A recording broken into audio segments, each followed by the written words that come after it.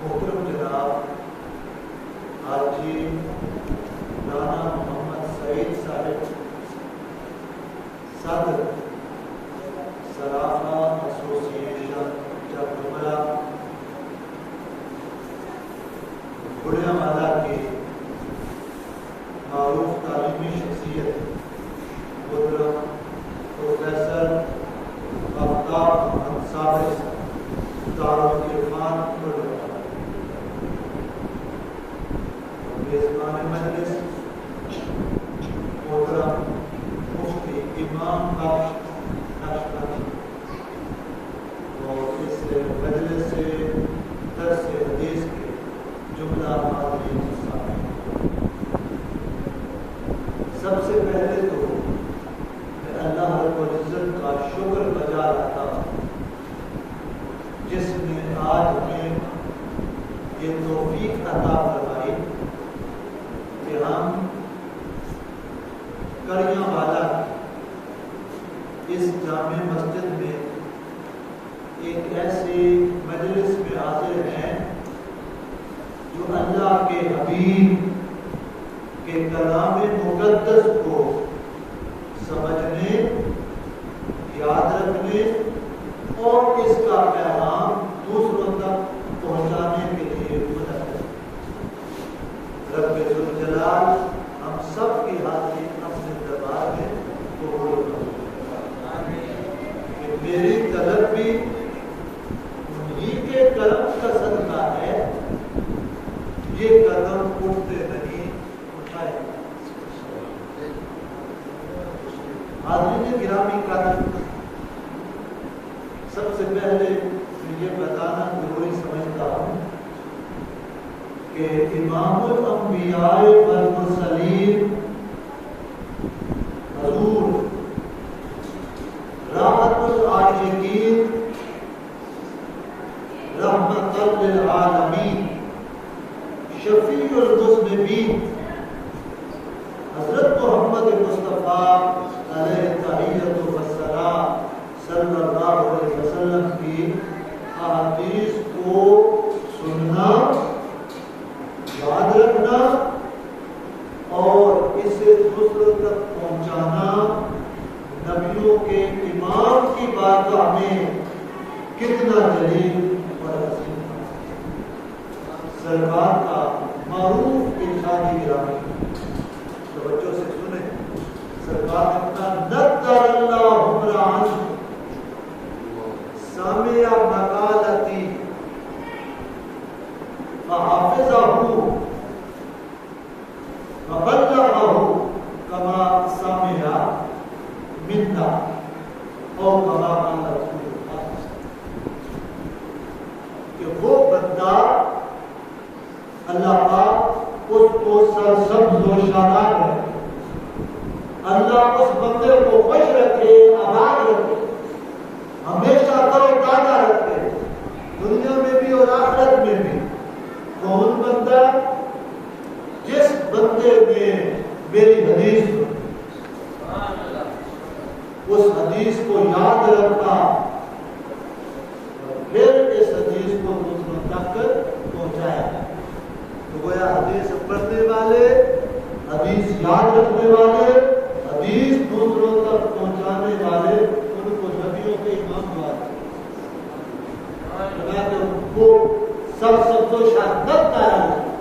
اللہ سرسبز و شاداب رکھے، خوشحال رکھے، آباد رکھے، وہ بندہ جو میری حدیثیں پڑھتا ہے۔ اور قرآن حکیم نے ارشاد فرمایا،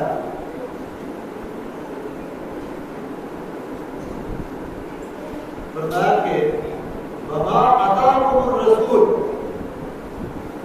فخذوہ، تمہیں جو اللہ کا رسول دے وہ لے لو، وما نہاکم عنہ فانتہوا، اور جس کام سے میرا رسول روکے اس سے رک جاؤ۔ میرا رسول جو تمہیں دے وہ لے لو، میرا رسول جس سے روکے وہ رک، اس سے رک جاؤ۔ تو حاضرین گرامی قدر، یہ اس لیے میں آیت کریمہ بتا رہا ہوں کہ بعض لوگ کہتے ہیں کہ جب اللہ کا قرآن ہمارے پاس موجود ہے تو حدیث کی کیا؟ اللہ پاک فرماتا ہے کہ قرآن کے علاوہ بھی میرا پیغام میرے نبی کے ذریعے آیا ہے. فرمایا کہ یہ رسول تمہیں جو دے وہ لے لو. رسول نے جو امر دینا ہے وہ کس کے ذریعے؟ حدیث کے ذریعے. اور جس سے میرا رسول روکے اس سے رک جاؤ. اور حضور علیہ السلام نے جن کاموں سے منع فرمانا ہے وہ بھی حدیث کے ذریعے بتا. تو وہ حدیث بھی ضروری ہے, قرآن بھی ضروری ہے اور حدیث بھی. حدیث کے بغیر نہ قرآن کو صحیح طور پر سمجھا جا سکتا ہے نہ عمل کیا جا سکتا ہے. میں ایک مثال دے کے بات کو آگے بڑھاتا ہوں. قرآن نے فرمایا اقیموا الصلاۃ, نماز قائم کرو. کیا بولو ذرا؟ نماز قائم کرو. اب نماز کیسے کرنا, کس وقت نماز پڑھنی, کتنی رکعت پڑھنی ہے, حالت قیام میں کیا کچھ پڑھنا ہے, رکوع میں کیا کچھ پڑھنا ہے, سجدے میں کیا پڑھنا ہے. نماز میں بندہ بھول جائے تو سجدہ سہو کیسے کرنا ہے. یہ ساری باتیں, یہ ساری تفصیلات, یہ ساری ڈیٹیل قرآن میں نہیں. یہ ڈیٹیل تفصیلات سمجھنے کے لیے حضور نبی اکرم صلی اللہ علیہ وسلم کی حدیث ہے. اس لیے جب صاحب یہ نماز کا حکم اترا تو صحابہ نے پوچھا یا رسول اللہ ہم نماز کیسے پڑھیں, نماز کیسے ادا کریں. اللہ کے رسول نے فرمایا صلو کما رأیتمونی اصلی, تم نماز پڑھو اس طرح جس طرح مجھے نماز پڑھتے ہوئے دیکھتے. اگر میں ہاتھ باندھ دوں تمہارا قیام ہو جائے گا. اگر میں گھٹنوں پہ ہاتھ رکھ کر اپنے پروردگار کی اگر جو عظمت اور بزرگی بیان کروں تو تمہارے لیے رکوع ہو جائے گا. اگر میں اپنی پیشانی کو رب ذوالجلال کی بارگاہ میں خواب پہ جھکا کر خواب کے ساتھ بس کر کے رب ذوالجلال کی عظمت اور کبریائی بیان کروں تو تمہارے لیے سجدہ. تو حضور نے نماز کیسے پڑھی قرآن سے پتہ چلے گا, یہ حدیث بتاتی ہے. بابا جی حدیث سے پتہ چلے گا کہ سرکار دو عالم صلی اللہ علیہ وسلم نماز کیسے پڑھتے. حدیث یہ ضروری ہے. حدیث سننے کا ادب, ہمارے علماء کیسے حدیث کا جو ہے ادب کرتے تھے. حضرت امام مالک رحمۃ اللہ علیہ یہ حدیث کے بہت بڑے امام ہیں. اب کیسے حدیث کا اہتمام کرتے ادب. آپ مدینہ شریف میں رہتے, جب آپ کے گھر کے دروازے پہ دستک ہوتی آپ کی خادمہ پہ ہے, خادمہ آنے والے سے پوچھتی تھی. حضرت امام مالک فقہ کے بھی امام تھے اور حدیث کے بھی امام. خادمہ پوچھتی تھی کیسے آئے ہو. آنے والا شخص اگر یہ کہتا کہ میں نے شریعت کا کوئی مسئلہ پوچھنا ہے, کوئی فتویٰ لینا ہے, حلال اور حرام کا کوئی سوال پوچھنا ہے, تو حضرت امام مالک رحمۃ اللہ علیہ رات سے صرف وضو کر کے پہل آ کے اس کو جو ہے اس کا مسئلہ جو ہے شریعت کا مسئلہ تھا. اگر آنے والا شخص جو ہے اس میں حدیث سننا ہوتی تو پھر حضرت امام مالک کی طرف سے اس خادمہ کو یہ ہدایات تھی کہ وہ میرے ہال میں بیٹھے, ڈرائنگ روم میں بیٹھے, یا مسجد نبوی شریف میں وہ بیٹھے انتظار کریں. حضرت امام مالک کیا کرتے تھے؟ آپ نے سب بچے بتا. حضرت امام مالک غسل کر کے اس کے بعد اچھا تو اس وقت اویلیبل ہوتا وہ لباس زیب تن کرتے, سر پر امامہ سجاتے, اپنے آپ کو خوشبو سے معطر کرتے, پھر جا کے جبے میں مربوط ہو کر آپ کے لیے ایک مسند بچھائی جاتی, اس مسند پہ بیٹھتے, پھر آنے والے سے کہتے آپ بتاؤ حدیث کون سی.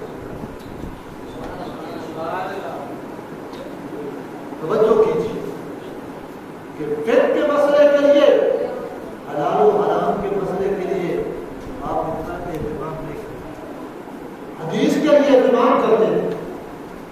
میں نے بھی آج جب امام مفتی صاحب کے پاس آیا تو میں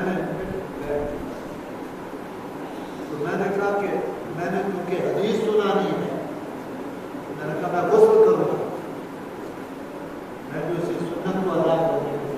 غسل کیا اور خوشبو لگائی, اور اس کے بعد جتنا کچھ اہتمام ہو سکتا تھا اس مسند پہ آیا, اس لیے کہ حضور نبی اکرم صلی اللہ علیہ وسلم کی حدیث کا ادب. اور آپ ایک دفعہ حدیث پاک کو پڑھا رہے تھے, درس دے رہے تھے, 16 مرتبہ آپ کا چہرہ متغیر ہوا, لیکن حدیث پڑھانا منقطع نہیں کیا, حدیث پڑھاتے. بعد میں جب مجلس سے درس حدیث ختم ہوئی تو طلباء نے پوچھا, تو جواب دیا کہ وہ جو میرا چہرہ متغیر ہوتا تھا, مجھے بچھو ڈستا, اور بچھو کے ڈنگ کی وجہ سے میرے چہرے کا رنگ جو ہے وہ ظاہر ہوتا تھا, تکلیف ہوتی تھی, لیکن کیونکہ میں مصطفیٰ کی حدیث سنا رہا تھا اس لیے درس حدیث منقطع نہیں. 16 دفعہ حدیث بچھو کے کاٹنے کو دسنے کو گوارا کر لیا, لیکن حدیث کو جو ہے سلسلے کو منقطع. درس حدیث میں جو نام پر لکھا ہوا ہے وہ محدث اعظم پاکستان حضرت مولانا محمد سردار احمد رحمۃ اللہ علیہ. یہ نام درس حدیث کے اعتبار سے اس پوری دھرتی میں جو ہے اپنی مثال. جب آپ مجلس سے درس حدیث میں ہوتے, کوئی بڑے سے بڑا شخص بھی آ جاتا, اس کو کلام کی بھی اجازت نہیں تھی, وہ بیٹھتا انتظار کرتا. حضور نبی اکرم صلی اللہ علیہ وسلم کی حدیث پڑھتے اور حدیث کی جو کیفیات ہیں وہ اپنے اوپر عائد کرتے. جس حدیث میں مسکرانے کا ذکر ہوتا وہ حضرت زیادہ میں مسکراتے, جس حدیث میں رونے کا ذکر ہوتا وہ حضرت اعظم رحمۃ اللہ علیہ بھی اس میں رو پڑتے. یہ حدیث کا جو ہے احترام. امام مالک سے جب میں پوچھا گیا کہ اتنا اہتمام کیوں کرتے, امام مالک نے جواب دیا کہ یہ حدیث مصطفیٰ کی عظمت اور تقریم کی خاطر, یہ کلام مصطفیٰ کا ادب ہے, اور یہ نسبت مصطفیٰ کا ادب ہے جس کے لیے میں یہ اہتمام کرتا. نہ صرف کلام مصطفیٰ کا ادب کیا. محترم صابری صاحب, امام مالک ساری زندگی مدینہ شریف رہے, مدینہ کی گلیوں میں چلتے, گلیوں کے درمیان میں نہ چلتے, مدینہ طیبہ کی دیواروں کے ساتھ اپنی پیٹھ رگڑ رگڑ کے چلتے. حاجی صاحب وہ دیواروں کے ساتھ کیوں چلتے, درمیان میں جگہ, اس کی وجہ بڑی معرفت ہو جائے. لوگ پوچھتے تو جواب دیتے کہ میں درمیان میں اس لیے نہیں چلتا کہ درمیان یہی وہ گلیاں ہیں, یہی وہ کوچے ہیں, یہی وہ خاک مقدس ہے جہاں قدمین مصطفیٰ لگتے تھے. میں کہیں ایسی جگہ پہ میرا قدم نہ رہ جائے جہاں قدم مصطفیٰ اللہ اور بے ادبی نہ ہو. اتنا ادب کرتے ہیں. اور پتہ ہے ادب کا ادب کیا ملا؟ تو فرماتے ہیں کہ آپ لوگوں میں نے مدینہ شریف کا حج کیا، کلام مصطفیٰ کا ادب کیا، اور اس کا اجر یہ ملا ہے کہ جب سے عالم ہوا کوئی رات ایسی نہیں گزری جب میں سویا ہوں تو قسمت بیدار نہ ہو. آنکھیں سوتی تھی اور خواب میں جو ہے مدینے والے سے بات آئی. زیارت مصطفیٰ سے اللہ پاک نے کہا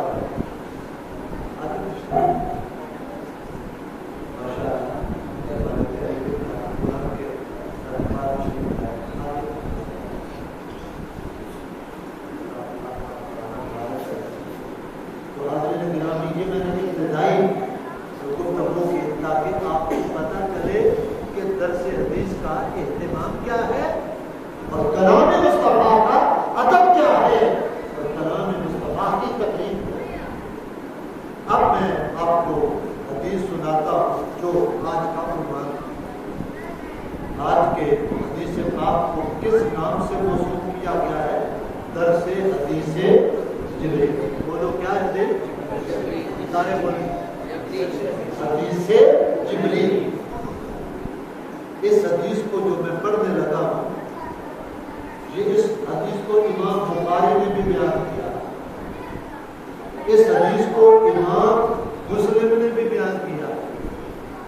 اور کئی نوجوانوں کے لیے بتا دوں کہ جس حدیث کو امام بخاری بیان کر دے اور امام مسلم بیان کر دے، یہ حدیث کی دو بڑی کتب ہیں، صحیح البخاری اور صحیح مسلم. جو حدیث ان دونوں کتابوں میں آ جائے ساری حدیثوں سے رتبہ اس حدیث کا بلند ہو جائے. اس حدیث کو کہتے ہیں متفق علیہ.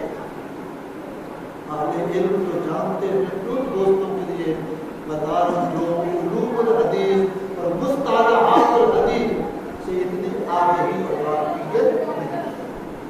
تو یہ حدیث متفق علیہ ہے اور اس کو امام بخاری نے بیان کیا، اس کو امام مسلم نے بیان کیا، اور اس کے علاوہ اس کو امام ترمذی اپنے سنن میں بیان کرتے ہیں، اس کو امام ابو داؤد اپنے سنن کتاب السنہ میں بیان کرتے ہیں، امام نسائی بیان کرتے ہیں، امام ابن ماجہ بیان کرتے ہیں. یہ حدیث کی 6 بڑی کتابیں ہیں جن کو صحاح ستہ کی 6 کتب میں یہ حدیث. اور حدیث سے جبریل اس لیے کہتے ہیں کہ اس میں فرشتوں کا سردار سیدنا جبریل علیہ السلام آدمی کی شکل میں لباس بشریت میں بارگاہ مصطفیٰ میں حاضر ہوا اور سوال و جواب کیے. دین کی ابتدا ضروری باتوں کے بارے میں سوال کیے. اس لیے اس حدیث کو محدث حدیث لکھے. اب آئیے اس حدیث کو پڑھائیں. بسم اللہ الرحمن الرحیم. انتم رجل الخطاب. میں 2 الفاظ کو پڑھنے لگا ہوں جو الفاظ زبان مصطفیٰ نے ادا کس نے ادا کیے؟ صحابہ نے سنے. سب سے پہلی جماعت حدیث کو سننے والی صحابہ، امت کا سب سے بڑا طبقہ. صحابہ کی زبانوں سے پھر یہ الفاظ ادا ہوئے. تابعین نے سنا، تابعین کی زبانوں سے ادا ہوئے. تبع تابعین نے سنا، تبع تابعین کی زبانوں سے ادا ہوئے. پھر ہر زمانے کے محدث ان کو پڑھتے رہے، زبانوں سے ادا کرتے رہے اور سناتے رہے امت کو، اور وہ نسلیں اگلی قوموں کو سناتے رہے. اسی طرح صدیاں گزر گئی. آج وہی الفاظ میں بھی سعادت حاصل کر رہا ہوں، اپنی زبان پہ وہ الفاظ لا رہا ہوں، اور تمہارے کانوں کے پردوں کو یہ سعادت نصیب ہوگی کہ وہ نبی مکرم صلی اللہ علیہ وسلم کی زبان مبارک سے نکلے ہوئے، آپ کے خود کے مبارک سے نکلے ہوئے الفاظ جو ہے آپ کو سننے کا موقع۔ حدیث کے راوی حضرت عمر بن خطاب، کیا نام ہے بولیے؟ اس حدیث کو میں حضرت عمر بن خطاب کی وساطت سے بیان کرنے لگا ہوں۔ کئی کتابوں میں حضرت ابو ہریرہ کی زبان سے بھی ان کی روایت، تو میں الفاظ ملتے ہوتے کچھ برا ہوتا بس نہیں۔ حضرت عمر بن خطاب رضی اللہ تعالیٰ عنہ روایت کرتے کہتے قال بینما نحن عند رسول اللہ صلی اللہ، کہتے ایک دفعہ ہم سید الانبیاء والمرسلین حضرت محمد مصطفیٰ علیہ التحیۃ والسلام کی مجلس میں حاضر، جب مجلس میں حاضر تھے تو اذ طلع علینا رجل شدید بیاض الثیاب، تو ایک شخص اس مجلس میں آیا، اچانک ظاہر ہوا اور اس کے کپڑے انتہائی سفید تھے، کپڑے انتہائی سفید۔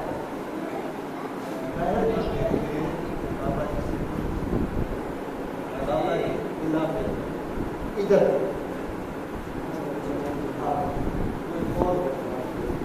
ادھر جس میں بیٹھنا ہے، اگر نہیں تو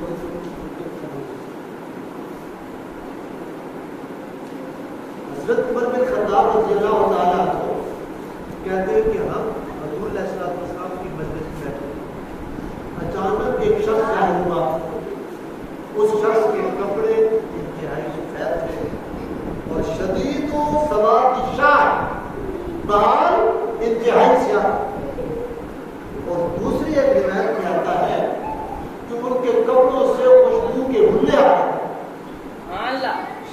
اور وہ چہرہ ان کا سارے انسانوں سے حسن و جمال میں بڑھ کر، حسن و جمال سے بڑھ کر چہرہ تھا، کپڑے سفید کے انتہائی، بال انتہائی سیاہ تھے، اور آگے کہتے ہیں کہ لا یرا علیہ اثر السفر، اس شخص پر سفر کے کوئی آثار دکھائی نہیں دیتے، ولا یعرفہ منا احد، اور ہم میں سے کوئی ایک بندہ بھی ان کو پہچانتا ہے۔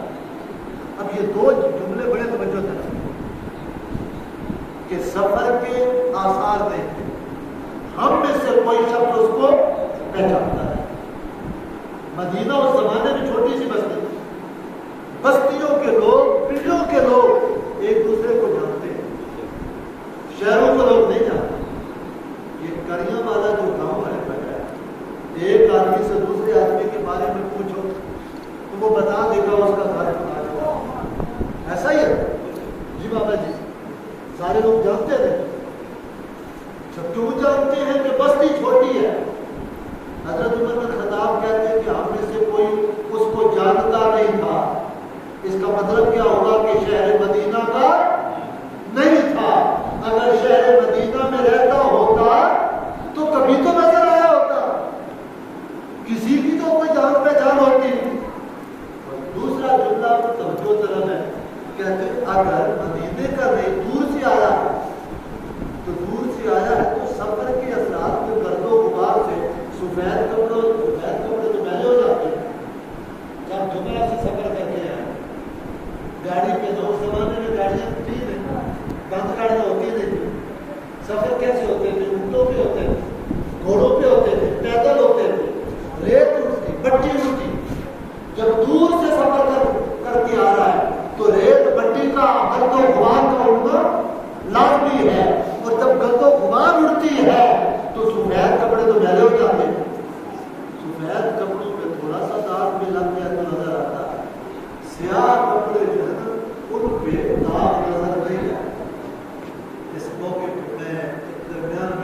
آپ کو سفید اور سیاہ کی بات آگے حضور پیر سیدنا طاہر اللہ الدین القادری الگیلانی رحمۃ اللہ ہے، ہمارے شیخ الاسلام پروفیسر ڈاکٹر محمد احمد خالد فرماتے کہ ڈاکٹر صاحب جو سفید کپڑا ہوتا ہے، سفید کپڑا اس پہ ذرا بھی داغ لگ جائے تو دکھائی دیتا ہے، اور جو سیاہ کپڑا ہو اس پہ داغ پوری بوتل بھی گر جائے گی، بوتل بھی نظر نہیں آئے۔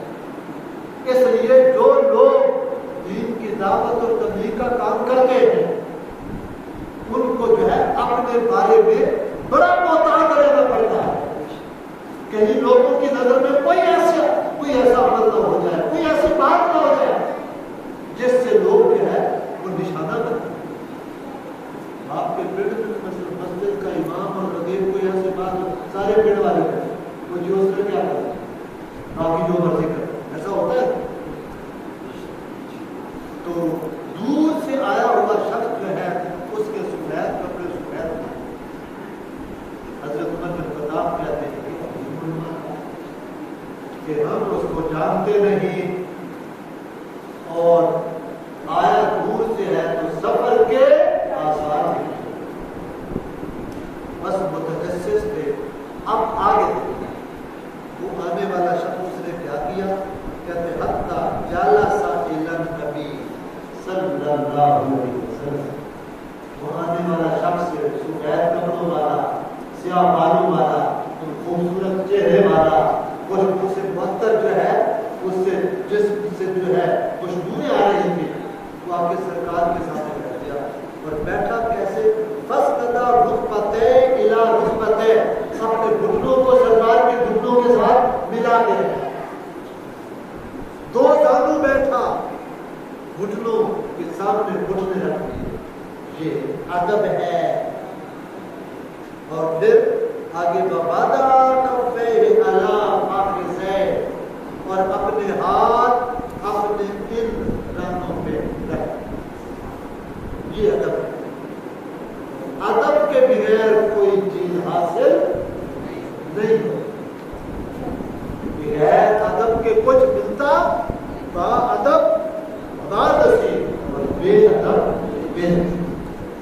حضرت سلطان ادب کے بارے میں فرماتے ہیں کہ تسبیح پھری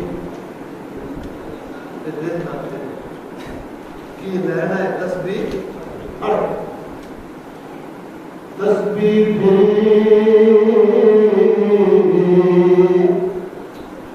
دل نہ پھرا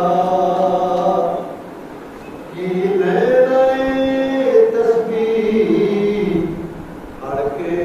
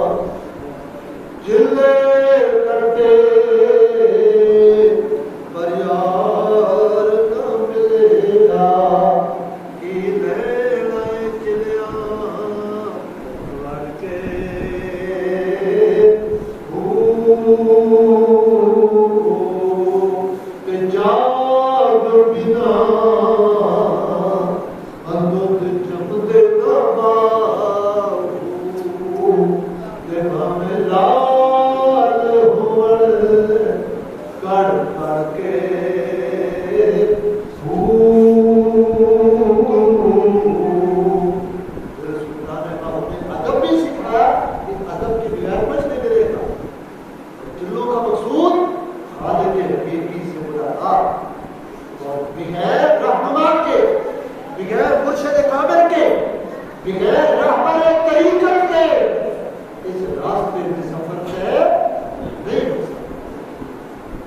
نبی محمد کی راہ میں ہر کام کے 100 خطرے، مگر یہ سفر آسان بھی ہے، گھر صاحب تمہارا آگے سوال 5 سوال کیے آنے والا شخص۔ پہلا سوال یہ کیا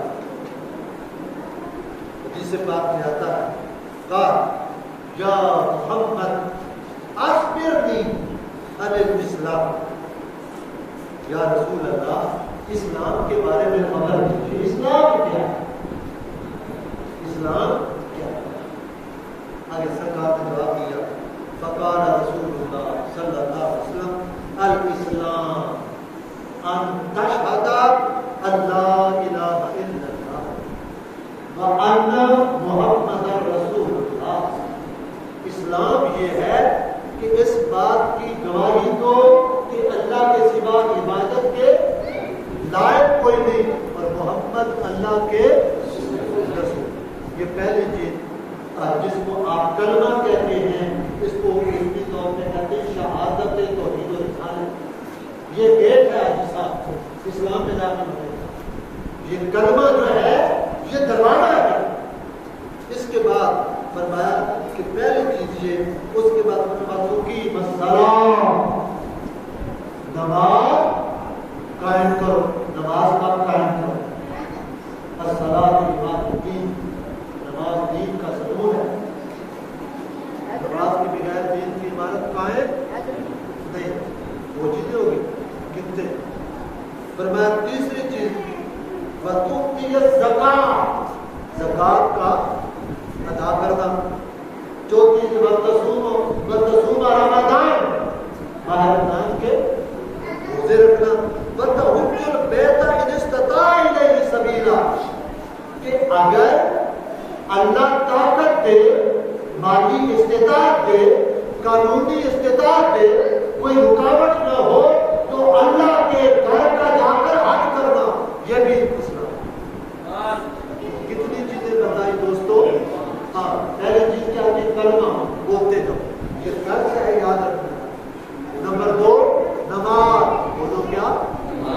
نمبر 3 روزہ، نمبر 4 زکوٰۃ، اور نمبر 5 حج۔ یہ 5 چیزیں سرکار نے فرمایا یہ اسلام ہے۔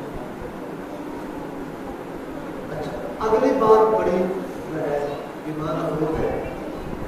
حضرت عمر بن خطاب کہتے ہیں کہ جب سرکار نے جواب دیا نا قال صدقت، وہ آنے والا جس نے سوال کیا وہ کہتا ہے یا رسول اللہ آپ نے سچ فرمایا۔ ہمارے محترم صابری صاحب بڑے نقاش استاد ہیں، اگر جو ہے شاگرد ان سے کوئی سوال پوچھے تو آپ پوچھے، یہ اس کا جواب ہے۔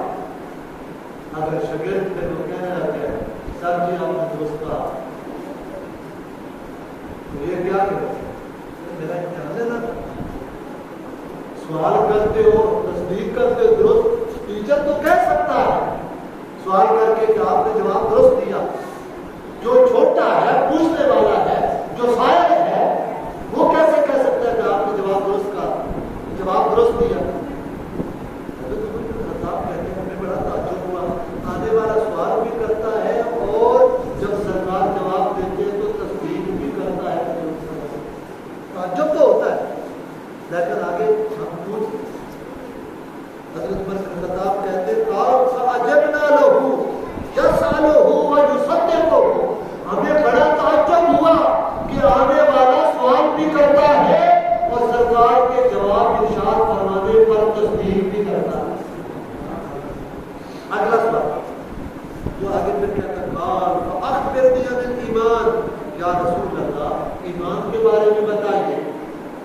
سرکار نے جواب دیا قال ان تؤمن باللہ، ایمان یہ ہے کہ تم اللہ پر ایمان لاؤ، وملائکتہ اور اس کے فرشتوں پر ایمان لاؤ، وکتبہ اور اس کی کتابوں پر ایمان لاؤ، آسمانی کتابوں پر، ورسلہ اور اس کے رسولوں پر ایمان لاؤ، والیوم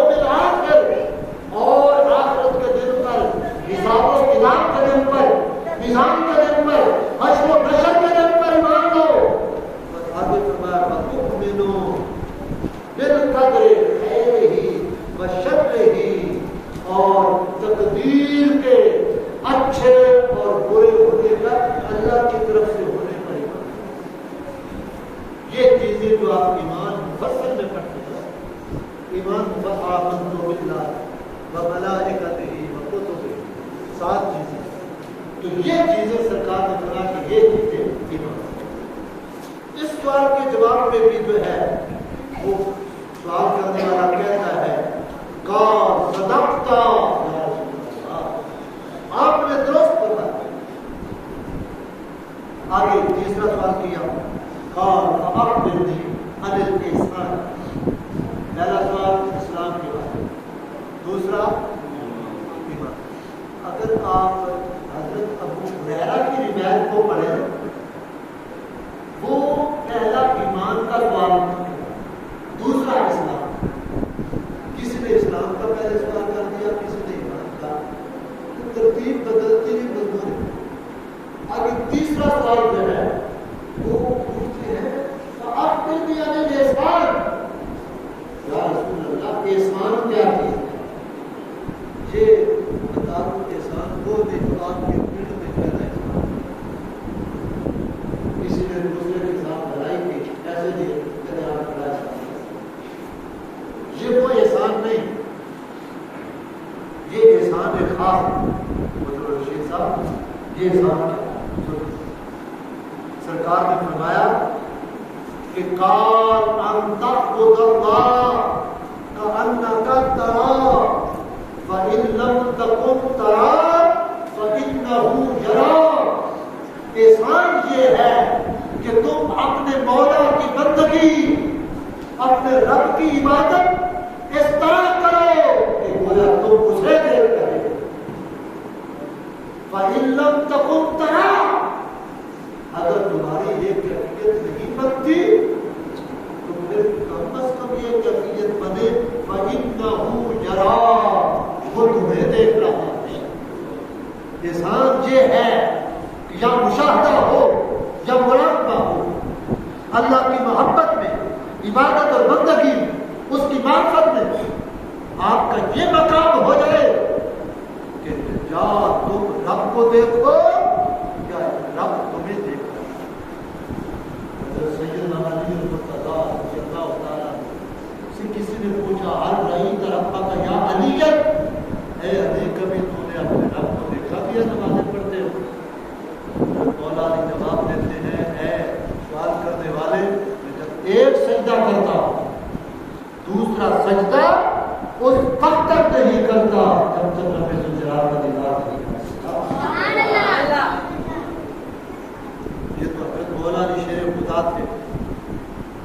और ख्वाजा खाजगान से पूछो, चिश्तियों साबरियों के सरदार से पूछो, ख्वाजा मोइनुद्दीन चिश्ती वो फरमाते हैं आम कस के दर्द नबी न जमाल दो। वो बंदा जो हालत नमाज में अपने महबूब का दीदार नहीं करता, फतवा हमें न हम के नमाज़श का रात हुनर। हमारा फतवा ये है कि वो नमाज पढ़े। हमारा फतवा क्या है? नमाज का रात। हज़रत मौलाना शेर खुदा को तीर लग निकालते हुए तकलीफ होती थी। सहाबा ने कहा, साथियों ने कहा हालत नमाज में निकाला। सजदे में गए और पाँव से जो तीर लगा हुआ था फेंक लिया। हज़रत मौलाना को बताया ऐसी नमाज है। हज़रत इमाम ज़ैनुल आबिदीन नमाज किस तरह है, एहसान क्या है, ये इसी को हमारे सूफिया तसव्वुफ कहते हैं। ईमान बातिन का नाम है, मानना ये छुपी हुई चीज है। इस्लाम ज़ाहिर का नाम है और उस इस्लाम को कैफियत से बहरावर करना ये एहसान है, तसव्वुफ। इसको शाह वलीउल्लाह तसव्वुफ को एहसान कहते हैं। तरीकत फरमाया कि ये एहसान और तसव्वुफ। हज़रत इमाम ज़ैनुल आबिदीन रज़ियल्लाहु तआला उनके घर में जो है आग नमाज पढ़ रहे थे। राशिद नज़ीर साहब घर में आग लग गई, परवाह नहीं, सामान जल गया, आग के शोले बुलंद हुए, पूरा मोहल्ला इकट्ठा हो गया। तो आप आए तो हज़रत इमाम ज़ैनुल आबिदीन बड़े नमाज कर रहे थे। सलाम फेरा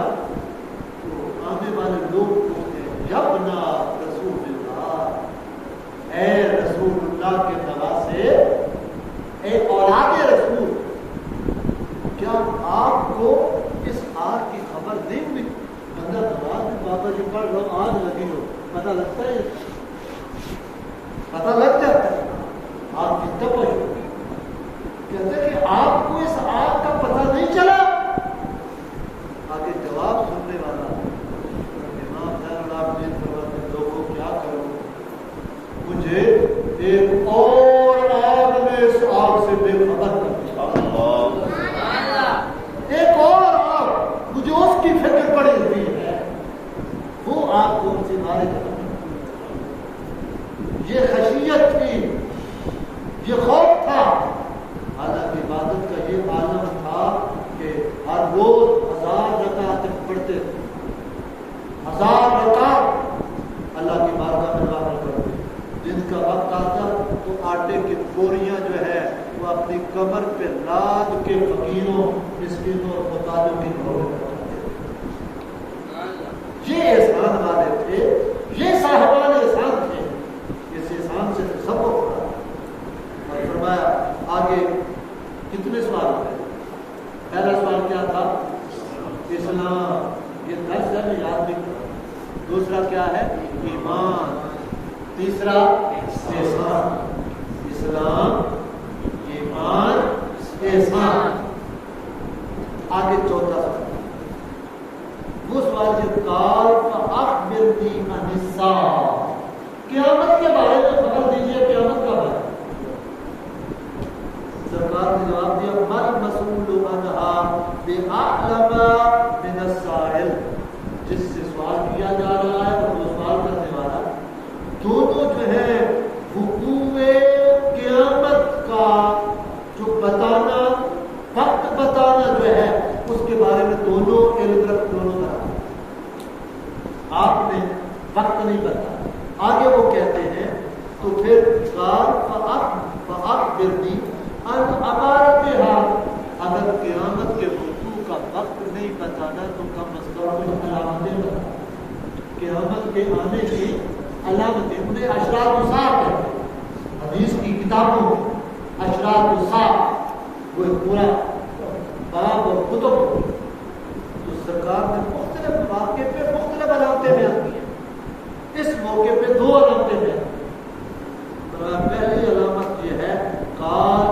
ان تلد الامۃ ربتها پہلی علامت یہ ہے قیامت جب قریب آئے گی قرب قیامت میں اور جو کنیز ہے جو خادمہ ہے وہ عورت اپنی مالکہ کو جنم دے گی عورت اپنی مالکہ کو جنم دے گی کیا مراد کہ ماں جس لڑکی کو پیدا کرے گی جنم دے گی وہ لڑکی ماں کے سامنے اس طرح کسی سے بات کرے گی ایسے لگے گا کہ یہ بیٹی نہیں ہے سب مالکہ بس بے ادبی ہو جائے گی اولاد گستاخ ہو جائے گی اولاد گستاخ ہو جائے گی والدین کا احترام ہو جائے گا والدین کے نافرمان لوگ ہوں گے اور عورت اور بچی کا ذکر اس لیے کیا عام طور پہ لڑکوں کے نسبت لڑکیاں زیادہ خبردار ماں باپ کا کہا زیادہ لڑکیاں مانتی ہیں لڑکوں کے مقابلے میں اور آپ خود اندازہ لگا رہے ہیں کہ لڑکیاں جب اتنی گستاخ ہو جائیں گی جب بچیاں اتنی بے ادب ہو جائیں گی تو لڑکوں کا بچوں کا عالم کیا ہوگا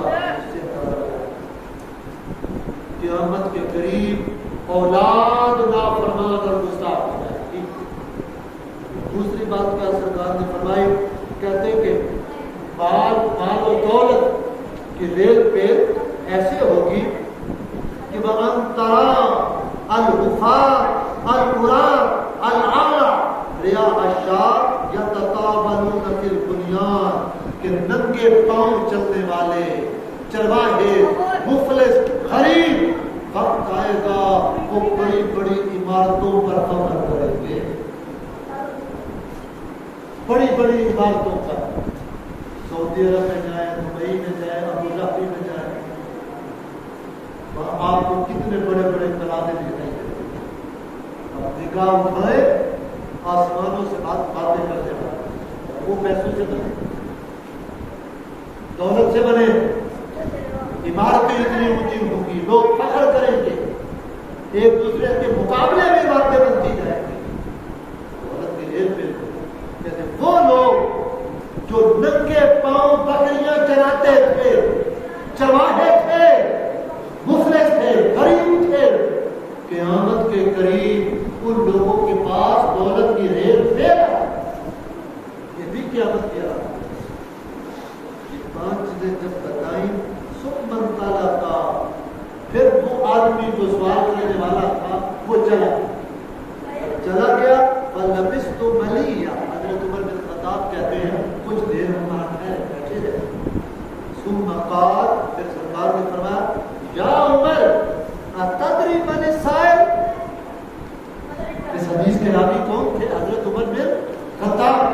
سرکار پوچھتے ہیں اے عمر کیا تمہیں پتا ہے یہ جو سوال کر رہا تھا شخص جو آیا یہ کون تھا؟ سوال کرنے والا کون تھا؟ آگے حضرت عمر بن خطاب کے بعد اللہ و رسولہ عالم، اللہ بہتر جانتا ہے یا اس کا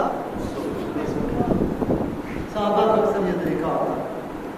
اب اللہ کے ساتھ اس کے رسول کا بھی ذکر. آج کل کئی لوگ کہتے ہیں جی اس سے شرک ہو، اللہ کے ساتھ علم میں اللہ کے رسول کا بھی ذکر. صحابہ کو پڑھو جگہ جگہ، پتہ نہیں کتنی ہی احادیث میں سرکار پوچھتے تو سوال کرتے، آگے صحابہ جواب دیتے اللہ ہو ورسولہ عالم، اللہ بہتر جانتا ہے اور اس کا رسول جو ہے وہ بہتر جانتا ہے. جب حضرت عمر بن خطاب نے یہ جواب دیا قال فإنه جبریل، تو حضور نبی اکرم صلی اللہ علیہ وسلم نے فرمایا کہ یہ جبریل تھے. اتاکم تعلمکم دینکم، یہ آئے تھے یہاں مجلس میں تمہیں تمہارا دین سکھانے کے لیے. جبریل فرشتوں کے سردار یہ تمہیں تمہارا دین سکھانے کے لیے آئے تھے. اور آئے کیسے تھے؟ لباس بشریت میں. جبریل ابھی نور ہے، نوریوں کے سردار نور ہے یا نہیں؟ نور ہے. آئے کیسے تھے؟ لباس بشریت میں.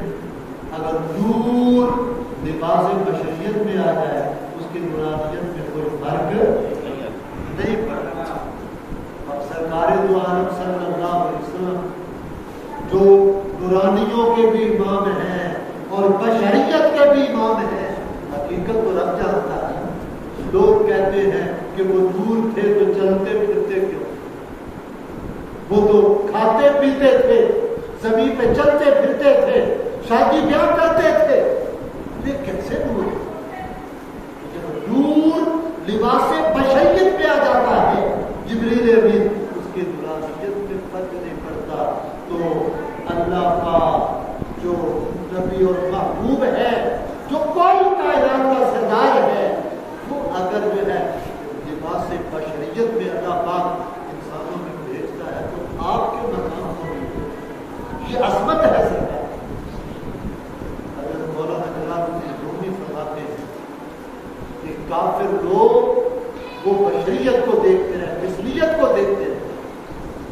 بے ادب ہو گئے جو مثلیت کو دیکھے گا، صرف بشریت کو دیکھے گا اور اپنے اوپر جو ہے قیاس کرے گا، وہ بے ادب ہو جائیں گے، گمراہ ہو جائیں گے.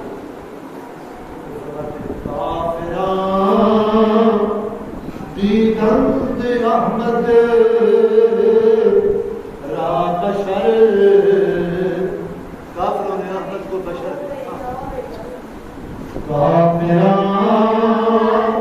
دیدند احمد را بشر این دانش تند او شکل قبر. کافروں نے احمد کو بشر تو دیکھا، ظالموں نے بدبختوں نے یہ نہ دیکھا کہ یہ بشر چاند کو اگر اشارہ کر دے تو چاند کا بھی جو ہے وہ پھٹ جائے. کافروں نے محمد کو بشر دیکھا، یہ نہ دیکھا یہ بشر بشر تو ہے، لیکن اگر ڈوبے ہوئے سورج کو اشارہ کر دے حضرت مولا علی کے اثر کی نماز کے لیے، تو ڈوبا ہوا سورج پلٹ کے اثر کے مقام پہ آ جائے، سورج الٹے پاؤں پلٹے، چاند اشارے سے ہو سکتا انت منکر دیکھ لے کافروں نے سرکار کو بشر دیکھا، یہ نہ دیکھا یہ بشر جو ہے اگر درخت کو حکم دے درخت زمین کو چیرتے ہوئے بارگاہ میں، کافروں نے محمد کو بشر دیکھا، یہ نہ دیکھا کہ ان کو دیکھ کر پتھر بھی نمودوں کو کام کرتے۔ امام مسلم نے لکھا ہے سرکار دو عالم صلی اللہ علیہ وسلم کی حدیث سے پاک کہ میں مکہ کے اس پتھر کو جانتا ہوں جو بے سب سے پہلے اعلان نبوت سے پہلے جب میں گزرتا تھا تو میری ذات کے شرارت سے کافروں نے محمد کو بشر دیکھا، یہ نہ دیکھا کہ ابو جہل بارگاہ مصطفیٰ میں آتا ہے اور کہتا ہے اے محمد یہ بتا کہ میری مٹھی میں کیا ہے، تو آسمانوں کی خبریں تو دیتا ہے، اب میں آپ کے سامنے بتا میری مٹھی میں کیا ہے۔ سرکار فرماتے ہیں کہ یہ بتاؤں کہ تیری مٹھی میں کیا ہے، یا جو تیری مٹھی میں ہے وہ خود بول کے بتا دے کہ میں کیا بول رہا ہوں۔ ابو جہل نے کہا اس سے بھی یہ چپے کی بات ہے، اس نے اپنی مٹھی میں کنکریاں جو ہے بند کر کے لایا، پوچھا بتا یہ میری مٹھی میں کیا ہے۔ سرکار دو عالم صلی اللہ علیہ وسلم نے ابو جہل کے ہاتھوں پہ توجہ کی تو اس کے ہاتھ میں کنکریاں تھی، کنکریاں کلمہ پڑھنے لگے، اشہد ان لا الہ الا اللہ اشہد ان محمد رسول اللہ۔ توحید کا بھی اعلان کر دیا، خیر کا بھی۔ ابو جہل کر کے یہ بھی جاتے کافروں نے سرکار کو بشر دیکھا، یہ نہ دیکھا کہ ہے تو بشر لیکن مسجد نبوی کے خشک صدور۔ جب آپ منبر پہ جلوہ افروز ہوتے ہیں، سرکار پہلے ایک کھجور کا خشک صدور مسجد میں تھا، کافی دیر تیز لگا کے کھڑے ہو کے کتاب، یہ جو کھڑے ہو کر کتاب پڑھنا یہ بھی سنت ہے۔ صحابہ نے دیکھا اتنی دیر سرکار کھڑے رہتے ہیں۔ ایک کارپینٹر تھا، بڑے بات کہتے ہیں خاتون تھی، مختلف روایت، اس نے کہا یا رسول اللہ یہ آپ اتنی دیر کھڑے رہتے ہیں، اگر اجازت آپ فرمائیں تو ہم آپ کے لیے منبر نہ بنا دیں۔ سرکار نے جیسے بتایا کیسے خوشی، تو آپ کے لیے اگلے جمعے منبر تیار کیا۔ سرکار منبر پہ جس طرح آپ لوگوں نے بہت خوبصورت ہمارے نقشبندی صاحب کے لیے بنایا ہوا ہے، تو جب آپ منبر پہ جلوہ افروز ہوئے اس کھجور کے خشک صدور کے پاس سے گزرے، کھجور کا خشک صدور دھاڑے مار کے جس طرح کسی بچہ جو تھا اونٹنی کا بچہ جو تھا وہ سسکیاں لینے لگا، رونے لگا، رونے کے مختلف انداز اور کیفیات آدھی ہوئی۔ سرکار دو عالم صلی اللہ علیہ وسلم منبر سے واپس جس طرح سے بچے کو چپ کرانے کے لیے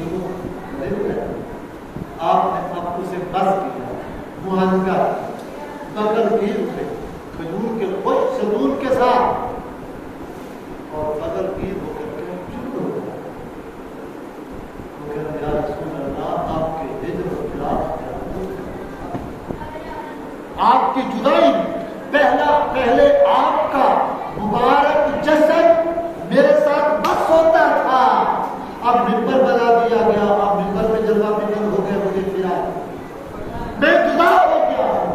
آپ کی جدائی نے، آپ کے فراق نے، آپ کے ہجر نے میرا خون کیا، اس وجہ سے سرکار تھپکی دیتے رہے۔ اس طرح وہ چپ کر گیا۔ حدیث پاک میں آتا ہے جس طرح رونے والا بچہ ماں اس کو تھپکی دے رہے، اس کے ہونے کی پچ پہلے بلند ہوتی ہے، وہ پچ کم ہوتی جاتی ہے یہاں تک کہ وہ ساکت ہو جاتا ہے، خاموش ہو جاتا ہے۔ تو وہ جو کھجور کا خوش سکون تھا، صحابہ نے دیکھا وہ روتے روتے خاموش ہو گئے۔ پھر سرکار نے اس کو آپشن دیا، اس کو اختیار دیا، اے کھجور کے سنون بتا تو کیا چاہتا ہے؟ اگر تو چاہے تو میں تجھے ہرا بھرا کر دوں، سب کو شاداب کر دوں، اور شرق سے لے کر غرب تک دنیا تیرا پھل کھائے، کھجوریں کھائے۔ اگر تو چاہے یہ بھی آپشن ہے تو میں سب کو شاداب ہے، اور اگر تو چاہے تو میں تجھے جنت میں لگا دوں، اور جنت میں اولیاء، جنت میں ابرار، جنت میں صدیقین، جنت میں شہداء تیرے بھلوں کو کیا۔ یہ دو اس کو آپشن اختیار ہے۔ اب اس کھجور کے سنون نے جو اختیار قبول کیا، وہ کہتا ہے یا رسول اللہ میں فنا نہیں بقا، فنا نہیں، دنیا میں جو بھی آیا اس کو مرنا ہے، فنا، دنیا کی ہر چیز فانی ہے، یہ دار فنا ہے، آخرت دار بقا ہے، یہاں کی ہر چیز فنا ہونے والی ہے۔ اس نے کہا یا رسول اللہ میں فنا نہیں بقا چاہتا۔ سرکار نے فرمایا ٹھیک ہے جنت میں، اس کو ممبر کے نیچے دفن کر دیا۔ تو حاضرین گرامی، مولانا روم رحمۃ اللہ علیہ یہ جب واقعہ بیان کرتے کہتے ہیں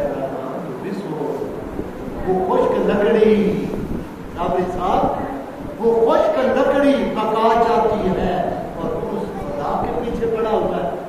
میری اور تیری ساری تک وہ دو صبح سے لے کے رات تک اس دنیا کے پیچھے، دنیا کی دولت کے پیچھے، دنیا کے کاروبار کے پیچھے، دنیا کی جناب کے پیچھے، سیب و زر کے پیچھے، یہ دنیا کی جو جھوٹی چیزیں ہیں، جو فانی چیزیں ہیں، صبح سے لے کے شام تک ان کے پیچھے مارے ہوتے ہیں۔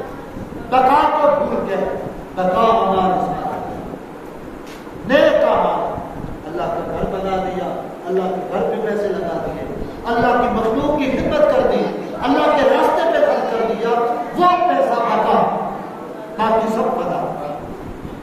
تو مولانا روم فرماتے ہیں بندے تو بھی ذرا سی بات ختم کرنے لگا ہوں، پیغام جاتے ہوئے فرماتے ہیں اے بندے تجھے بھی ہوش کرنی چاہیے، اس خشک لکڑی سے مجھے سبق سیکھنا چاہیے۔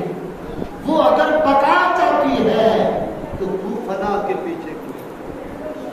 اور حضرت امام حسن بصری جب یہ خوش سکون والا واقعہ بیان کرتے تو رونے لگ جاتے، کہتے ہم سے تو لکڑی کا سکون نہیں،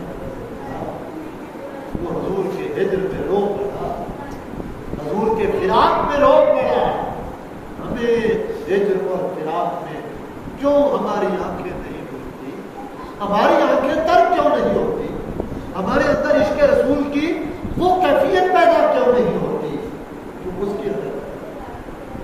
تو حاضرین گرامی، یہ حدیث تھی جو میں نے آپ کے سامنے جو ہے آج کی اس مجلس درس میں بتائی۔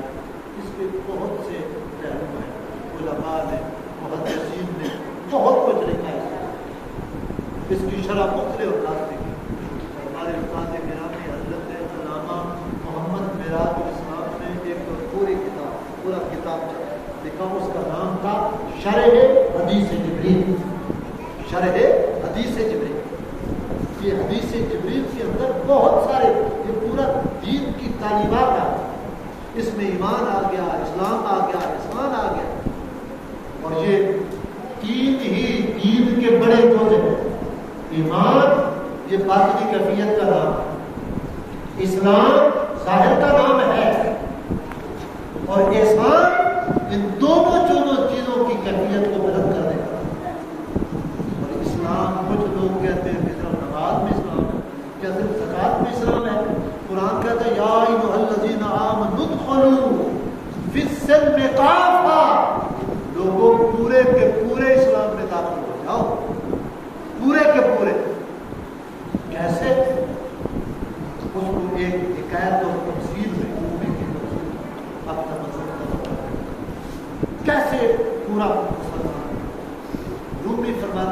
کسبین کا ایک علاقہ، وہاں کے لوگ جو ہے وہ تصویریں بناتے تھے جانوروں، ان کو شوق تھا، ایک پہلوان تھا، اس کو شوق اٹھا کہ میں شیر کی تصویر بازو پہ بناؤں اور اپنے مقابلوں اور مخالفوں کو اپنا بازو دکھاؤں گا، شیر دیکھ کے ڈر گئے۔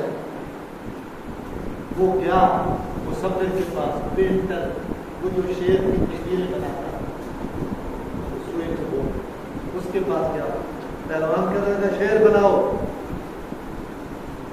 تو وہ جو مصور تھا نا اس نے سوئی چبوئی، جب سوئی چبوئی تو اس سے ہوئی تکلیف، جب تکلیف ہو گئی تو پوچھا کیا بنانے لگے، کہنا میں شیر کی دم بنانے کو پوچھا۔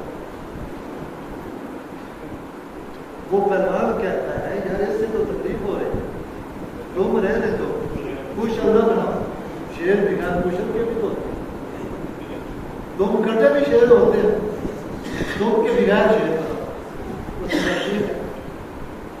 پھر اس نے سوئی چبوئی، کہتے اب کیا تکلیف اس کو ہوگی، کہتے اب کیا بنا رہے، کہتے اب میں شیر کی ٹانگ بنا رہے، اس نے کہا دفعہ کرو، اس سے تکلیف ہوتی ہے،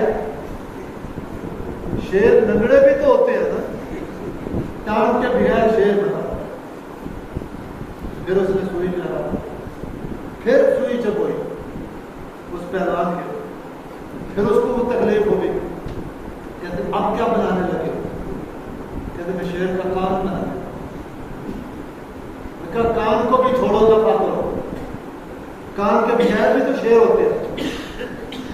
پھر سوئی چبوئی، کہتے ہیں آپ کیا بنانے لگے ہو، جس سے تو بڑی تکلیف ہو رہی ہے، کہتے میں شیر کا دھڑ بنانے لگا، کہتا دھڑ کو بھی دبا، شیر بنا،